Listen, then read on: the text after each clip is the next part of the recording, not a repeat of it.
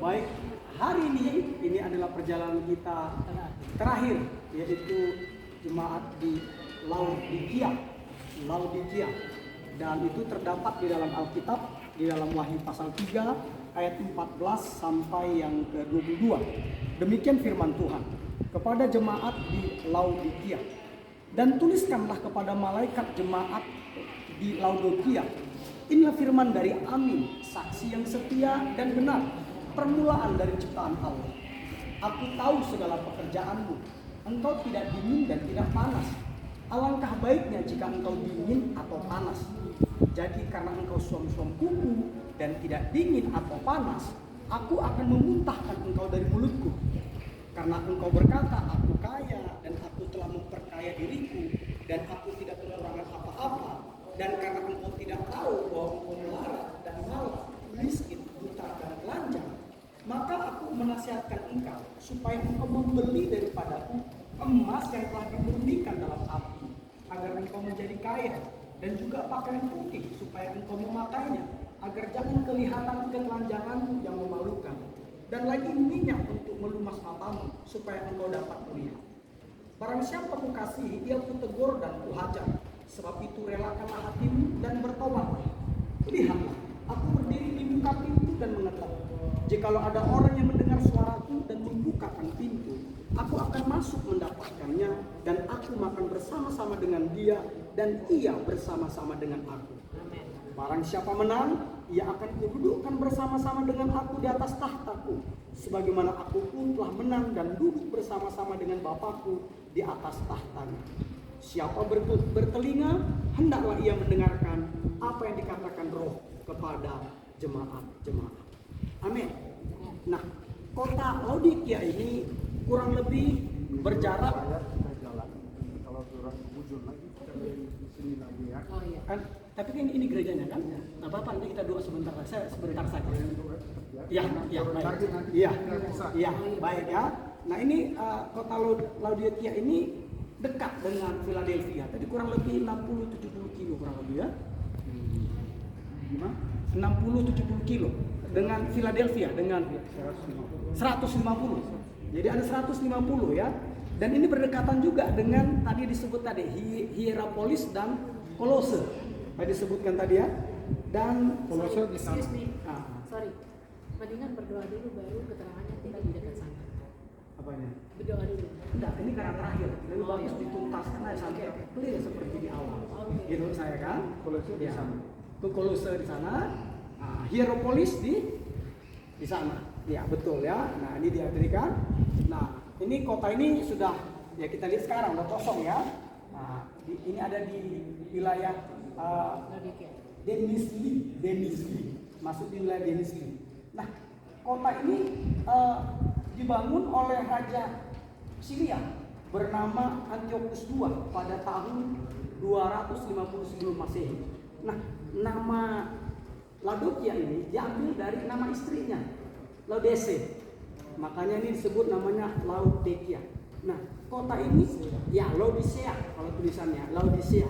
Nah, kota ini juga tujuannya sebenarnya ini menjadi kota benteng, tetapi betul seperti dikatakan Pak Sela tadi, ini akhirnya diurungkan karena ada bahaya dari kota ini, yaitu kota ini tidak mempunyai sumber air sendiri.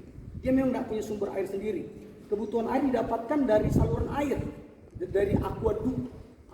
Jadi persis dikatakan tadi, yang merupakan ya terowongan-terowongan air bawah tanah yang dihubungkan dengan sumber-sumber air yang jauh berada di luar kota. Ini sangat berbahaya karena sewaktu perang, karena musuh bisa saja memblokir aliran air ke dalam kota dan bahkan menebar racun ke dalam air dan membinasakan penduduk kota. Akhirnya apa? Akhirnya kota ini dialihfungsikan menjadi kota perdagangan, perbankan, dan pusat perekonomian saja. Dikatakan demikian. Nah, hebatnya lagi, persis dikatakan tadi, ini adalah penghasil wool terbaik di dunia.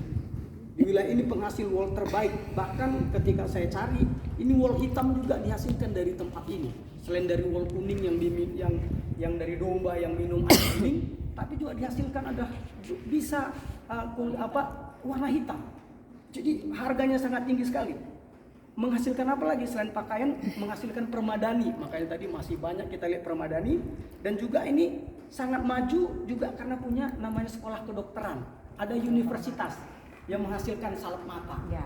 Masih ada Pamukkale University dan University Hospital untuk terkenal di Turki tentang jantung. Nah, jantung, ya kan? Nah, di sini dikatakan demikian ya. Dikatakan apa? Keadaan jemaat Laodikia apa dikatakan? Jemaat ini suam-suam kuku. Kenapa dikatakan suam-suam kuku? Ya sama seperti air yang mereka minum.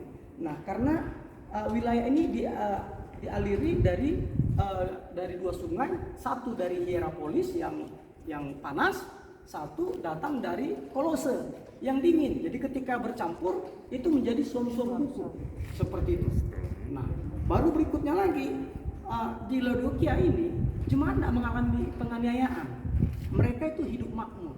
Tadi disebutkan tadi karena ini pusat perbankan, bahkan mereka di sini pencetak koin uang. Yoi. Ya benar, kalau ada Yahudi pasti di situ ada pencetak uang, betul. Benar banget, benar. Jadi mereka kaya sekali di sini. Nah, makanya tadi mereka menganggap kami tidak kurang apa-apa, dia bilang. Makanya di sini dikatakan jemaat di sini disebut suam-suam kuku itu karena percampuran air panas yang di Hierapolis dan air dingin yang dari Kolose campur seperti itu. Nah, kata panas di sini itu menggunakan bahasa Yunani zestos. Nah, zestos itu artinya dari zeo itu artinya itu bukan sekedar panas, tapi itu sampai titik didih. Sampai titik didih artinya. Sampai titik didih. Jadi Tuhan tuh mau nggak mau hangat, nggak mau panas, tapi mendidih seperti lagu. Mendidih di hati, mendidih di hatiku, mendidih di hatiku. Nah, jadi harus mendidih di hati. Nah, mereka itu karena apa? Karena mereka ini secara lahiriah mereka ikut Tuhan sih, beribadah kepada Tuhan. Tapi ya itu tadi tidak ada gairahnya seperti tadi itu. Lau bahasa Manado-nya lau gitu. Orang nyaman, mereka tidak mengalami ancaman dari jemaat iblis dari Yahudi yang disebutkan tadi.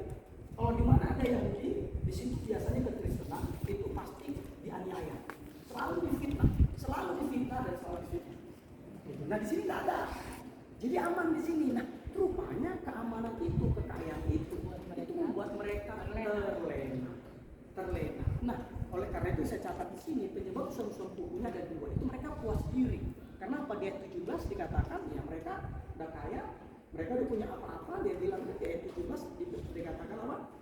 Karena engkau berkata aku kaya, aku telah memperkayakan diriku dan aku tidak kekurangan apa-apa. Dikatakan demikian. Ternyata Tuhan bilang engkau ini ternyata melarat, malah miskin, buta dan telanjang. Padahal secara ekonomi wah mereka kaya sekali. Ya kita lihat saja kerjanya luar biasa sekali. Nah, Suaminya ada 5 gereja di kota ini. ada 5 gereja di kota ini. Bayangkan, saking mereka kaya. Luar biasa. Ada stadion. Luar biasa. 2 Iya, karena di sini pusat perbankan, benar. Asosiasi pertama kali di dunia ada di sini. Jadi benar-benar kaya sekali. Tapi mereka puas diri. Baru ini mereka lupa diri. Mereka merasa dirinya kaya dan hebat. Padahal enggak. Kata Tuhan tadi jelas mereka ini telanjang. Dan Tuhan bilang, ayo belilah emas minyak dari saya supaya kau bisa lihat mata rohanimu bahwa kamu ini melarat. Nah, pesannya apa sama ini? Pesannya adalah bahwa kalau kita melayani Tuhan, tidak boleh hanya lau-lau. Tidak boleh lau-lau. Iya, tapi harus namanya itu adalah zetos, mendidih. Kalau kita baca di dalam Roma pasal 12 ayat 11, hendaklah rohmu menyala-nyala dan layanilah Tuhan. Kata menyala-nyala itu juga menggunakan kata yang sama, zeo, jadi zetos. Jadi zetos itu zetos itu berasal dari kata zeo. Jadi harus menyala-nyala. Nggak bisa kita yang penting gue di gereja, gue udah melayani, pokoknya gue udah kasih persembahan. Nggak boleh, tapi harus menyala-nyala, harus mendidih. Ukurannya adalah mendidih, gestos. Jadi tidak boleh istilahnya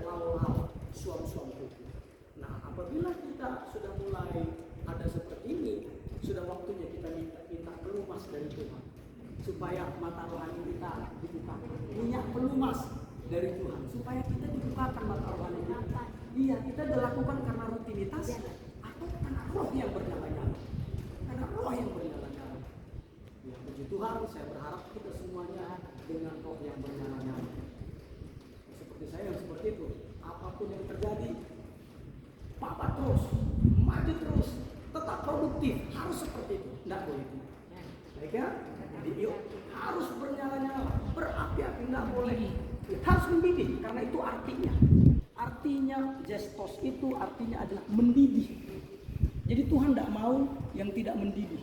Tuhan maunya itu kita mendidih untuk Dia. Makanya ada lagu mendidih di hati itu. Baik, itu saja. Dan sebelum kita tutup, kita baca bersama-sama Yesaya 58. Ya, di awal pertama kita sudah baca. Sudah kita muka ya. Ya, sebentar Pak ya. Ini terakhir aja Pak. Yuk, Yesaya 58 kita baca sama-sama. Karena kemarin kita sudah baca di tempat yang pertama. Kita mau akhiri juga di tempat ini, kita baca ayat ini. Ayat yang ke-12. Yesaya 58 ayat 12. Ya. Sudah ketemu? Yesaya 58 ayat 12. Setelah itu nanti Ibu Mekia yang pimpin kita dalam doa. Iya.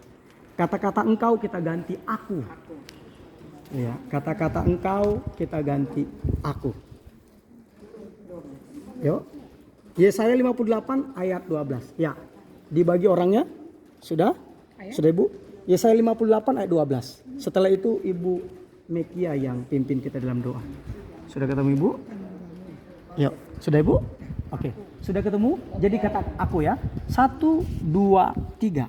Aku akan membangun reruntuhan yang sudah berabad-abad dan akan memperbaiki dasar yang diletakkan oleh banyak keturunan. Aku akan disebut yang memperbaiki tembok yang tembus, yang membetulkan jalan supaya tempat itu dapat dihuni. Amin. Silakan Ibu Miki. Kita berdoa ya. Kami memuji kebesaran-Mu, Engkau ajaib bagi hidup kami. Tuhan, terima kasih, inilah gereja yang ke-7 yang sedang kami kunjungi Tuhan. Kami telah belajar dari semua gereja-gereja yang ada Tuhan. Dan kami berdoa biar hidup kami menjadi hidup yang menyala-nyala bagi nama Tuhan. Tidak dingin dan tidak panas itu tidak berkenan di hadapan Engkau. Berpura-pura itu pun tidak berkenan di hadapan Engkau. Biar kami hidup apa adanya di hadapan Engkau. Sebab itu Tuhan berikan kami roh kekuatan, roh keperkasaan daripada Tuhan. Sehingga kami mampu menjadi garam dan terang bagi hidup ini dan bagi dunia dan bagi bangsa-bangsa Tuhan. Ini hidup kami, kuduskan setiap kami, pikiran dan perasaan kami, sikap kami dan tingkah laku kami menjadi tingkah laku yang memuliakan nama Tuhan. Dan hari ini Tuhan menjadi harinya Tuhan bagi kami. Kami injakkan kaki kami Tuhan, biar ada satu kebangunan rohani dalam setiap kekristenan yang ada, baik yang ada di Laodikia, di Efesus, di setiap gereja-gereja yang kami kunjungi Tuhan. Benar, Pak. Dan juga kami semua Tuhan menjadi sinar kemuliaan bagi nama Tuhan. Suratan yang terbuka yang boleh dilihat orang, boleh dibaca bahwa kasih-Nya Kristus ada bagi setiap kami. Amin. Terima kasih Tuhan meteraikan kebesaran-Mu di tempat ini Tuhan, dan kami perkatakan berkati Laodikia dengan roh pertobatan yang datang daripada Tuhan, dan juga kebangunan rohani terjadi di Laodikia Tuhan Yesus. Dan saat ini juga Tuhan, kami mengangkat tangan kami Tuhan kepada seluruh tempat-tempat yang ada di Turki Tuhan. Berkat-Mu turun bagi Turki Tuhan, kuasa-Mu turun bagi Turki, Kerajaan-Mu akan kekayaan kejayaan dari sorga turun bagi Turki. Apapun itu agamanya, biar mereka mengalami Tuhan di dalam Engkau ya Tuhan. Dan hari ini juga Tuhan, kami mengangkat tangan kami untuk hamba-Mu Tuhan yang telah memberikan pengajaran bagi kami. Biarlah roh kekuatan, roh keperkasaan dan dimensi yang baru Tuhan turun baginya Tuhan. Pelayanan-pelayanan yang membawa terobosan yang ilahi Tuhan turun baginya. Aku terima Tuhan Yesus. Urapan baru, urapan sorga dan kami semuanya Tuhan. Aku terima. Pakai setiap kami Tuhan, membawa kerajaan-Mu kemanapun kami melangkah. Amin. Terima kasih Tuhan, dan api Tuhan terus menyala bagi kami dalam nama Tuhan Yesus. Kami juga mau bersyukur Tuhan untuk Bapak kami Tuhan, Bapak Sela Tuhan yang telah memandu kami dengan kasih Tuhan. Kami berdoa berkat-Mu mengalir dengan kasih-Mu kepadanya Tuhan. Dan setiap kami dan keluarga kami dalam naungan dan dalam pertolongan-Mu. Dalam nama Yesus kami mengucap syukur dan kami berdoa haleluya. Amin. Oke. Sudah lihat ini. Saya sudah